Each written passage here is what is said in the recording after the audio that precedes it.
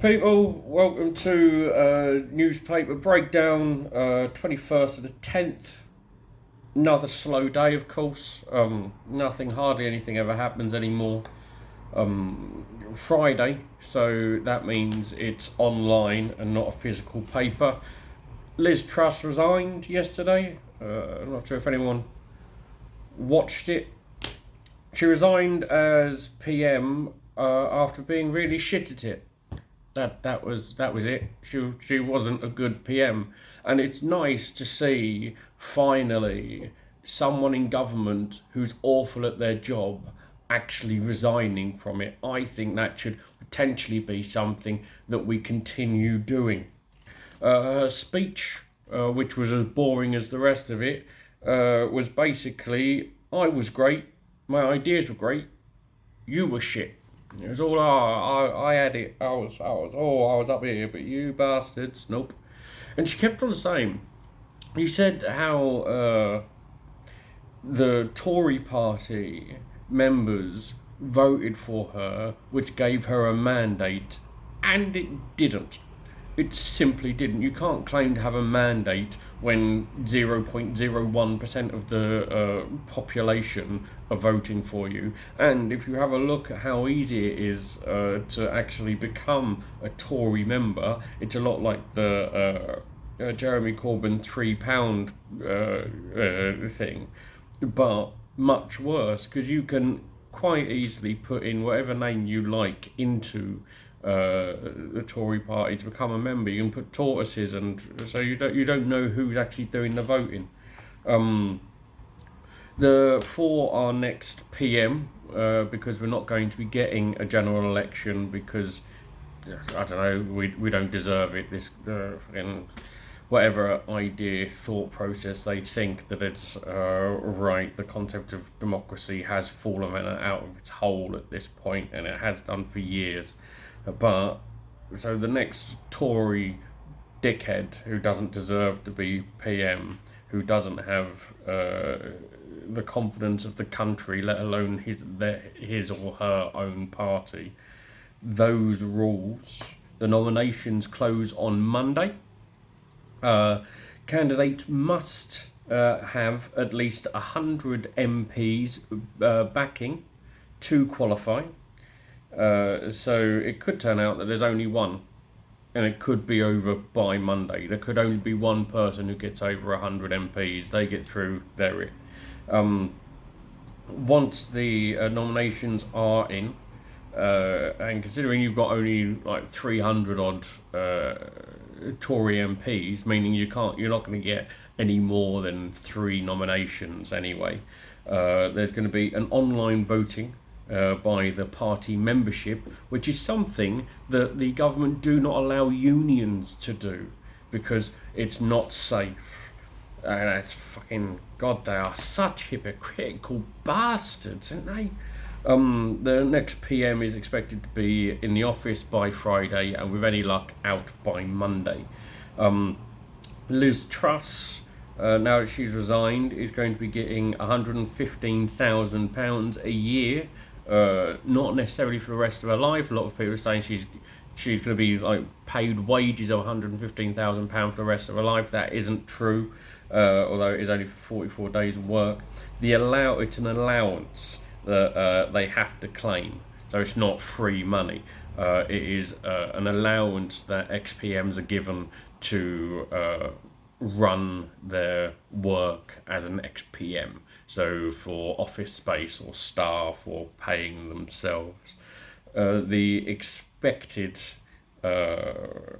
potential next PMs who are going to put their names in the hat, you've got Sunak, Mardant, and Boris fucking Johnson. Boris Johnson's getting a lot of press at the moment with regards to places like Guido, and MPs are saying bring back Boris, all the stupid MPs, which equates to most of them. And the thing with Boris Johnson coming back, not only has he not been an MP or actually worked for his constituency for the past, let's say, fucking however long he's been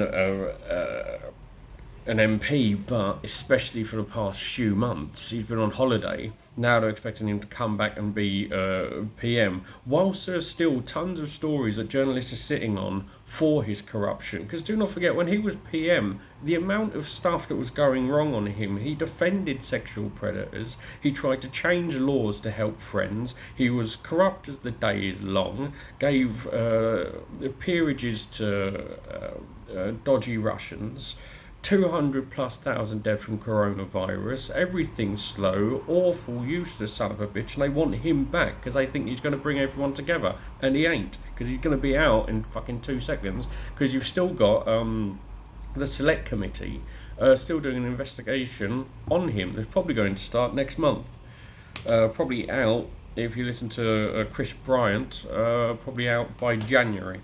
So he's still going to be under investigation by the Select Committee for lying to Parliament, and they want him back. This is where we are. I mean, we're going around in circles. The bottom of the barrel keeps on shifting downwards. To say no general election because you don't deserve it.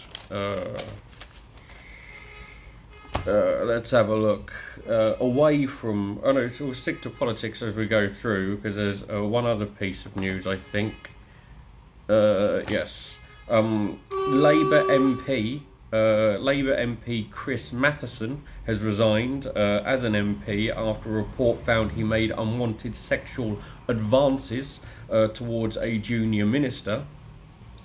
Awful. We see this time and time again from MPs seemingly believing that they have the right to do whatever the fuck they want. The only silver lining about this is the fact that he resigned. You've still got Chris Pincher is an MP. He has not resigned. We see it time and time again with the inability for people to resign. It's the only plus point of Liz Truss actually resigning, although she's still staying as a fucking MP. So he's resigning as an MP, which means there will be a by-election, which means he, as resigning, isn't going to continue getting paid for being an MP, unlike someone like Pincher, who is still an MP and is still getting 80 plus grand a year for being a sexual fucking predator. Away from politics, but not necessarily heading towards good news, after 7 years, this is an inquiry into child sexual abuses has finally come out. This is an independent inquiry, and what they found is that Ofsted had come under fire in it, being told they did not do enough to identify serious child protection weaknesses in schools, with inspectors giving clean bill of health to places where children are being sexually abused.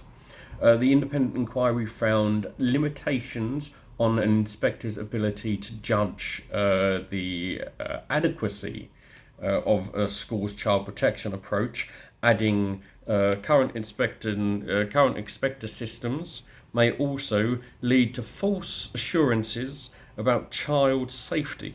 It found the schools were not as safe for children as they should be. It recommended a mandatory reporting of sexual abuse to be introduced for school staff and others working with children, which I would have assumed that would have already been the case.